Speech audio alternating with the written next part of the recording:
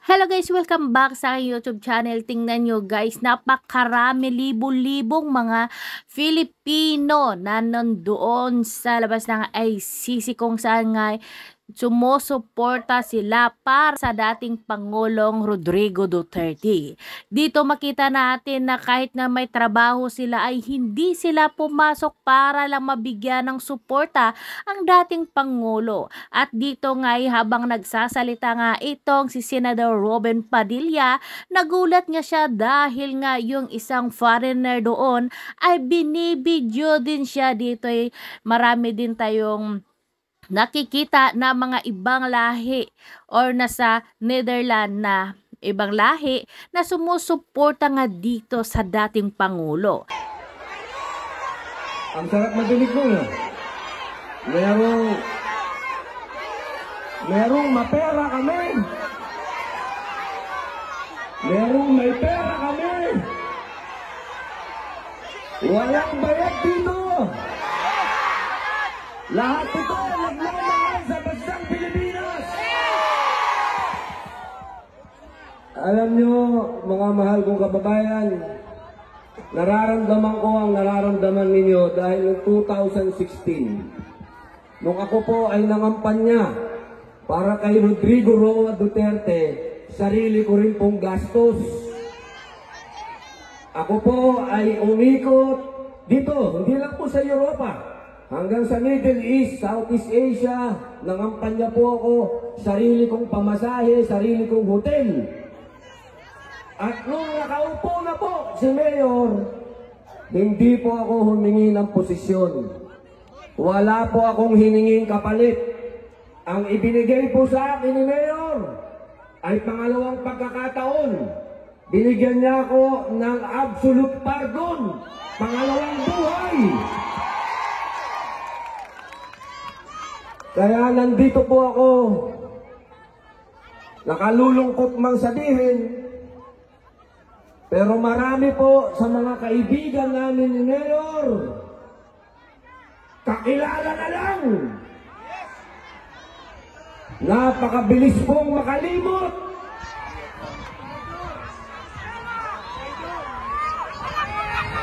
Pero kami naliligayahan sapagkat ang ganap na ito ay nagising ang damdamin ng mga Pilipino. Hindi kami bayad! Hindi kami bayad!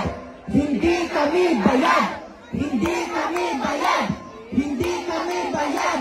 May pera kami! Hindi kami bayad! May pera kami!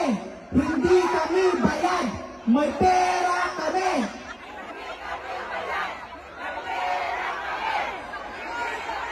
Bayang Pilipinas, naririnig mo ba sila? Hindi kami bayad! May pera kami! Hindi kami bayad! May pera kami! Hindi kami bayad! May pera kami! Yan. Yan ho ang isang bagay na wala sila.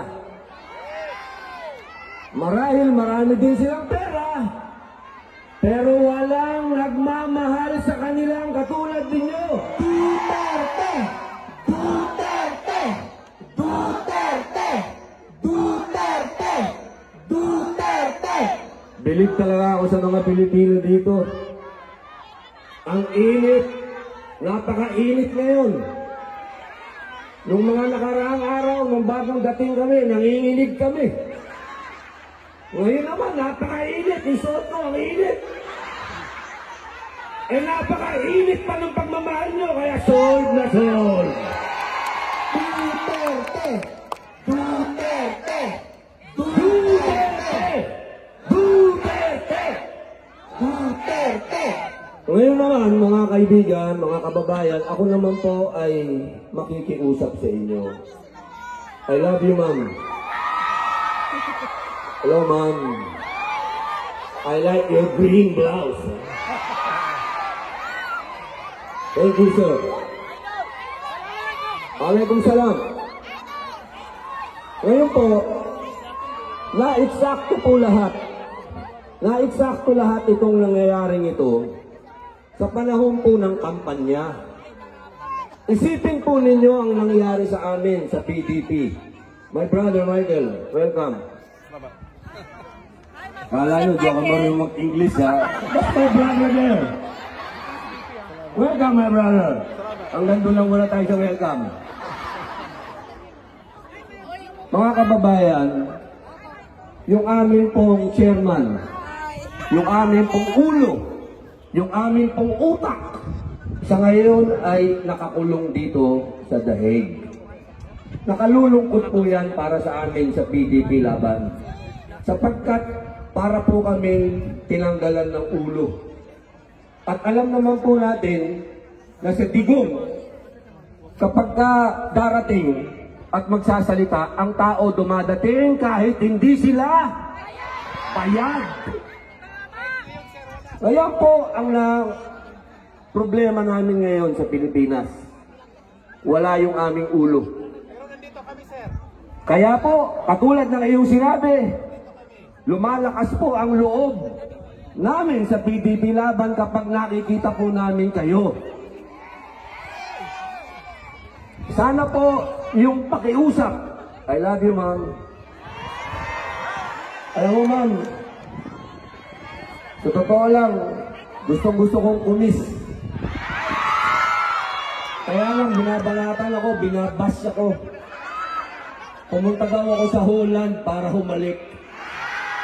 Pambihira mga tao yan. Pangit kasi sila. Walang humihingi ng halik sa kanila, kaya kasalanan ko pa kung pangit sila, di ba? Kaya mo nga, pag walang camera, I'll give you the kiss. English yun nga, English. Sana po. Yes, ma'am. Papangako mo ba pagka binoto mo lahat yung senador ng PDP? I'll give you a big kiss. Mamaya, ma'am, kasi baka makuna na naman ako, mabas na naman ako. Yes, ma'am. Oh, yes, ma'am. Lahat po kayo, yayakapin ko. Hindi po yan kahit kailan naging issue sa mga ka-Duterte. Sapagkat ang mga ka-Duterte po malapit sa tao. Lahat po na nagmamahal kay Pangulong Digong, lahat po kami, tinirain ni Digong na maging malapit sa tao. Kaya patawarin niyo po kami, lalong-lalo na po sa mga kapatid kong Muslim, kung na-offend po kayo, doon po sa humiling ng halik at hinalikan ko, patawarin niyo po ako. Pero wala naman pong mali siya yun, kung hindi, yun po ay, yung kababayan natin, napakatagal dito, humingi ng kiss, hindi mo ibibigay, napakadamot mo naman. Ang bihira naman. Opo. Kaya mga kababayan, ibabalik ko po dun sa issue. Meron po kaming mga kandidato na ito po yung itinutulak ng ating Pangulong Rodrigo Roa Duterte. Ito pong mga senador na ito, hindi naman po ito basta-basta. Mga abogado po ang iba dito. Nandiyan po si Atty. Lambino. Nandiyan po si Atty. Rodriguez. Si Vic.